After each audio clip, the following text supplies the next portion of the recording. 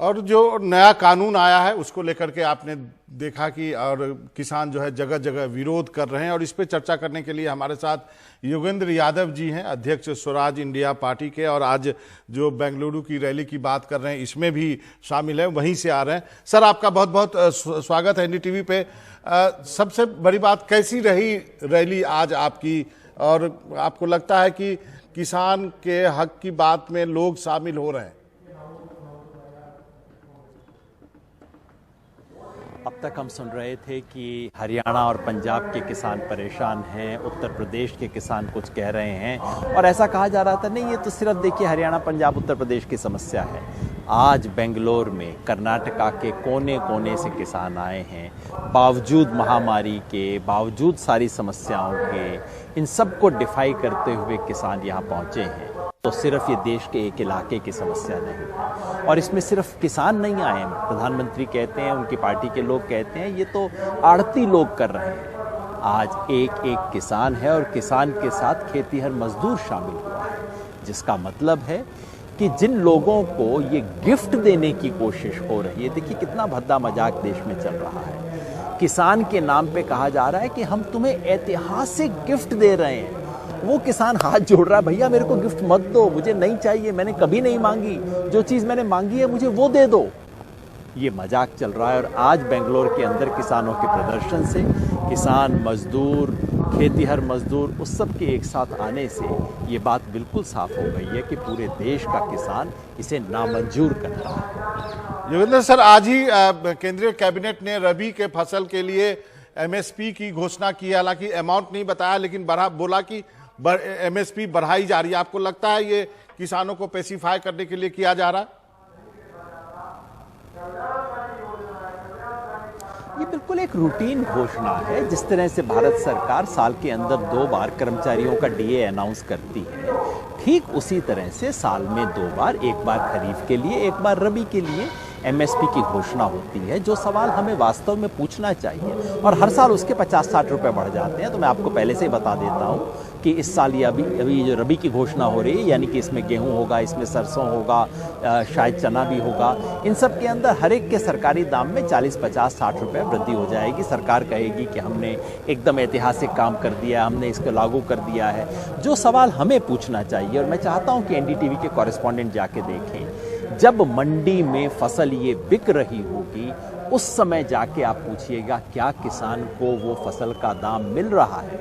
मैं इस वक्त कर्नाटका में बैठा हूँ, यहाँ पे अभी फसल आने वाली है मक्का की। सरकार ने मक्का का दाम बढ़ा के 1850 रुपये कर दिया है। मैं आपको अभी बता सकता हूँ मक्का 1100-1200 से ज़्यादा में नहीं बिकेगी। इस वक्त बंगाल में मक्का बिक रही है, पिछले सीजन की मक्का है, जब दाम हुआ करता था 1760 रुपये। वो मक्का इस वक्त बंगाल में 850 रुपये में बिक रही है।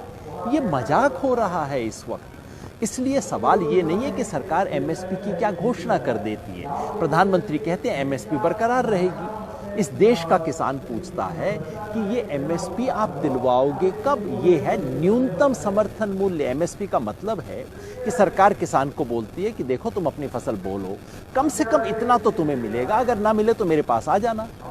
हकीकत ये है कि इस देश के 100 में से 10-15 किसान को ही वो दाम मिल पाता है। तो इसलिए आज किसान कह रहा है कि मुझे आप ये 3 बिल की सौगात मत दीजिए, ये तो हमने कभी मांगा नहीं, मेरे से बिना पूछे मेरे सर के ऊपर आप डाल रहे हो, ये तो मेरे पे पनिशमेंट है। आप मुझे केवल एक चीज दे दीजिए, एमएसपी को लीगल राइट बना दीजिए। आप जो भी दाम डिक्लेयर करें सरकार की तरफ से, आप इतना सुनिश्चित कर दीजिए कि वो दाम मेरे को मंडी में मिल जाए। बताइए ये ठीक बात है कि नहीं? तो लेकिन जो सरकार या फिर जो बीजेपी कह रही है कि हमने आढ़तियों को खत्म किया है और आढ़ती खत्म हो जाएंगे, किसान अपना जो प्रोड्यूस है वो कहीं भी बेच सकता है, तो इसमें क्या गलत है? इसमें 2-3 झूठ हैं। पहला ये कहना कि किसान अब कहीं पे भी बेच सकता है, जिसका मतलब है पहले नहीं बेच सकता था, ये एकदम सरासर झूठ है।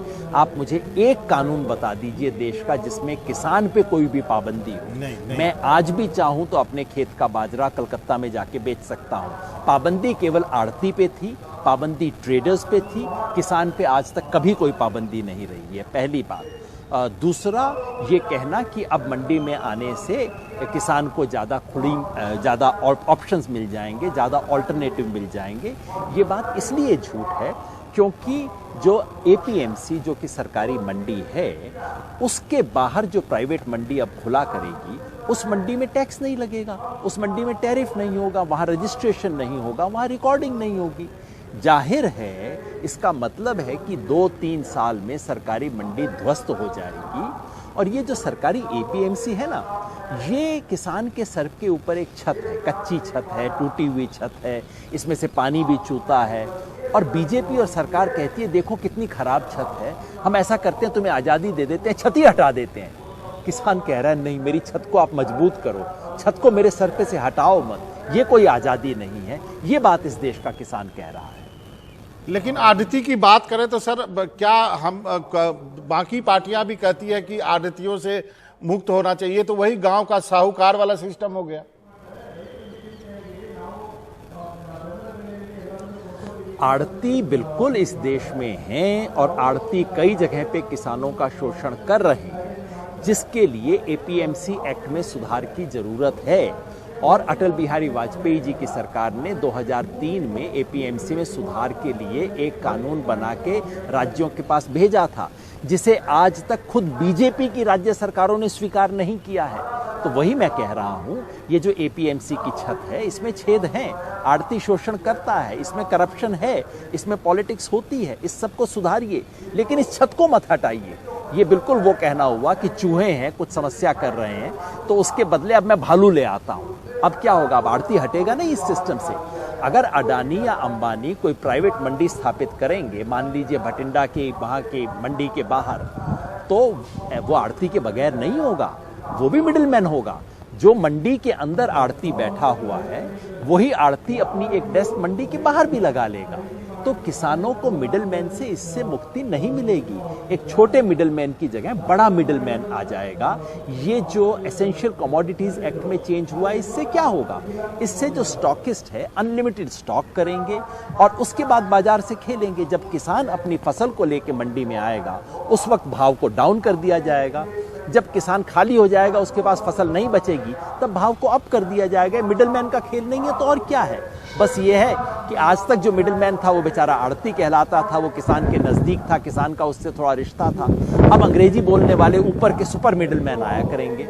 सुपर मिडिलमैन से तो ये छोटा मिडिलमैन बेहतर है। तो आपको क्या लगता है कि बड़ी बड़ी कंपनियां जो है वो अब इस मार्केट में आने वाली है? आपकी ये आशंका जता रहे हैं जो नाम लिए आपने। मुझे लगता नहीं है, ये बात कानून में लिखी हुई है। ये कॉन्ट्रैक्ट एक्ट किसके लिए है?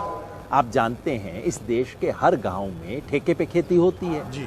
किसान और किसान के बीच में ठेका होता है, उसके लिए एक्ट बना नहीं है। एक्ट साफ कहता है कि ये एक्ट कंपनियों के लिए बना है।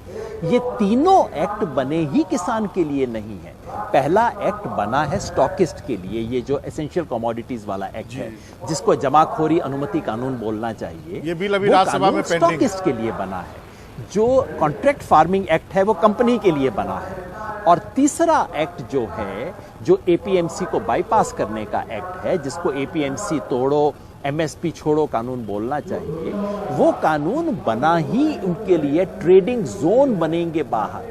ट्रेडिंग जोन कौन बनाएगा? आप और मैं ट्रेडिंग जोन बना सकते हैं? ये तो कोई बड़ी कंपनी ही बनाएगी ना। तो ये बना ही कंपनी के लिए है। और अगर सरकार के आप दस्तावेज देखें जिसके आधार पे सरकार ने ये किया है, अगर आप अर्थशास्त्रियों को बुलाएं तो वो खुल के बताएंगे हाँ भाई, इंडिया की एग्रीकल्चर में कंपनियों की ज़रूरत है, क्योंकि इन्वेस्टमेंट बहुत कम है। इन्वेस्टमेंट कंपनी करेगी, सरकार तो इन्वेस्टमेंट करेगी नहीं।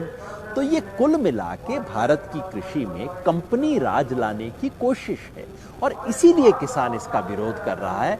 आज की व्यवस्था में 100 दोष हैं, लेकिन वो किसान की व्यवस्था है। अगर कंपनियों की खेती होगी तो ये अमेरिका के स्टाइल की खेती भारत में नहीं चल सकती भाई। अमेरिका में सिर्फ 100 में से 5 लोग खेती करते हैं। हमारे यहाँ 100 में से 45 लोग डायरेक्टली खेती कर रहे हैं और 100 में से 60 लोग खेती पे निर्भर हैं। अमेरिका की नकल करके भारत का किसान बर्बाद हो जाएगा। हमारा एग्रीकल्चर प्रोडक्शन भले ही बढ़ जाए, लेकिन किसान की आमदनी नहीं बढ़ेगी, किसान की खुशहाली नहीं बढ़ेगी। ये किसान की बर्बादी का पूरा ब्लूप्रिंट है। तो अब तो सरकार के पास संख्या बल है। आपने देखा राज्यसभा में क्या हुआ, आज भी संजय सिंह और बाकी लोग जो है वो संसद भवन के गांधी प्रतिमा के पास धरना दिए बैठे हैं, उनको निकाल दिया गया। तो सरकार ने तो अपना काम कर लिया सर, अब क्या करेंगे आप लोग?